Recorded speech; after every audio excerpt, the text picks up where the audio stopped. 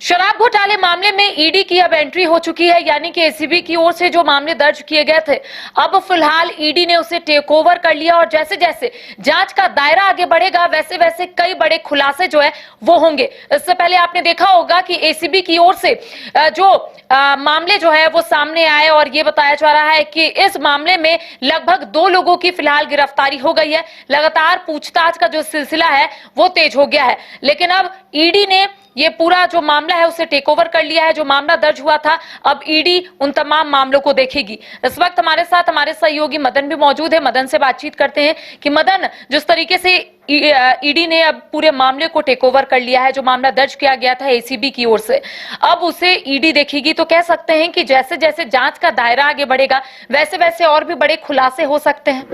बिल्कुल, देखिए 5 लोगों को हालांकि एसीबी ने पहले ही पूछताछ के लिए नोटिस दे दिया है और कई लोग गिरफ्तार हो चुके हैं, जिसमें कि आईएएस विनय चौबे भी मौजूद हैं। और इस मामले की शुरुआत अगर देखें तो 29 अक्टूबर 2024 से ही हो चुकी है। ईडी की एंट्री इस मामले में छत्तीसगढ़ में पहले हो चुकी है, लेकिन अब जब झारखंड में भी एसीबी ने इस मामले को दर्ज किया और उसके बाद पूछताछ के बाद यहाँ के एक आईएएस और सचिव रैंक के अधिकारी को भी गिरफ्तार किया, उसके बाद अब ये मामला फिर से एक बार ईडी के हैंडओवर होने जा रहा है। और 29 अक्टूबर 2024 को विनय चौबे, गजेंद्र सिंह के ठिकानों सहित आरोपितों के कई ठिकानों पर पहले भी ईडी ने छापेमारी की है। कई दस्तावेज जो है पहले ही जब्त किए थे, लेकिन अब जब गिरफ्तारी इस मामले में हो चुकी है और ये कहा जा रहा है कि लगभग 200 करोड़ से अधिक का जब गबन हो चुका है शराब घोटाले में, तो छत्तीसगढ़ से अब ये जांच का दायरा जो है वो झारखंड पहुंचेगा और इसमें कई नाम और जुड़ सकते हैं।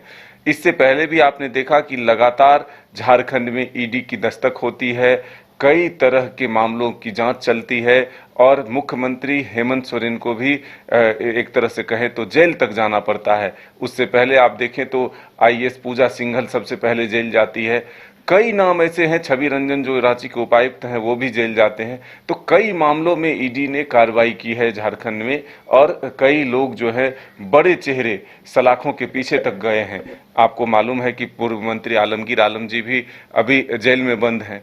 तो ऐसे में कई नाम हैं जो और भी जुड़ सकते हैं, क्योंकि अब जब ईडी की एंट्री हो चुकी है, पहली बार ऐसा हुआ है कि झारखंड में किसी आईएएस को एसीबी ने गिरफ्तार किया है। मामले देखिए 38 करोड़ के अभी बताए जा रहे हैं कि गलत तरीके से राजस्व का नुकसान करने का आरोप फिलहाल जो है सरकार के तरफ से आंकड़े जो आए हैं, एसीबी के तरफ से जो आंकड़े आए हैं उसमें 38 करोड़ ही बताए जा रहे हैं।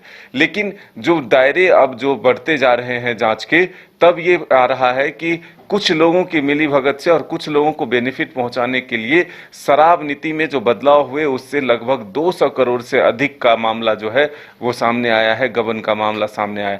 तो ऐसे में एक महत्वपूर्ण अब कड़ी जो है जुड़ता हुआ दिख रहा है कि झारखंड में कई बड़े चेहरों पर जो है। मदन, हम ये मान सकते हैं ना कि जैसे जैसे जांच का दायरा आगे बढ़ेगा, कई ऐसे खुलासों के साथ साथ कई ऐसे नाम हैं जो सामने आ सकते हैं आने वाले समय में।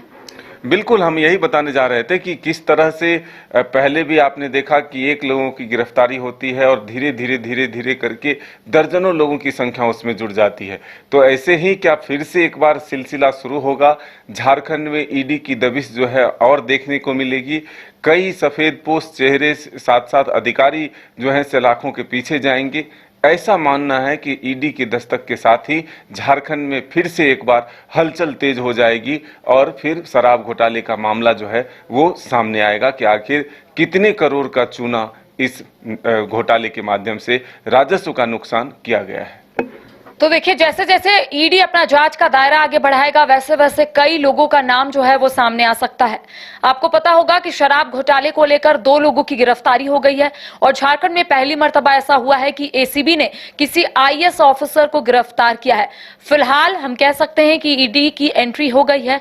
अब जैसे जैसे ईडी तमाम लोगों को समन भेजेगा, कई लोग जब आएंगे, जब पूछताछ शुरू होगी, उसके बाद चीजें स्पष्ट होगी कि आखिर कितने का घोटाला जो है वो यहां पर हुआ है। फिलहाल एसीबी की ओर से जो रिपोर्ट सामने आया है उसके अनुसार 38 करोड़ का जो घोटाला है वो यहां पर हुआ है।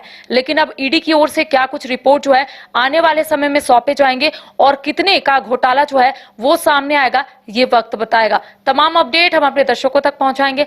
फिलहाल हमें दे इजाजत, नमस्कार। Rainbow river water park unlimited fun. Rainbow की तरह यहाँ है रंग बिरंगे वाटर राइड्स जो करेंगे आपको रोमांचित। 30 feet thrilling family pool slide, cyclone tube slide, multilane slide, dark house slide करें एंजॉय। मल्टीप्लेयर स्टेशन में परिवार और दोस्तों के साथ करें मस्ती। ऑक्टोपस रेन डांस में एक्साइटमेंट का लीजिए सुपर डोज। बच्चों के लिए tots play area, Mickey Mouse jumping, wave pool. तो देर किस बात की, अनलिमिटेड फन के लिए है ना रेनबो रिवर वाटर पार्क। अगर आप देश के किसी भी कोने में रहते हैं, अगर आप पटना आना चाहते हैं और घर जैसे रहने और खाने का आनंद लेना चाहते हैं तो एक बार जरूर आए होटल डायमंटन।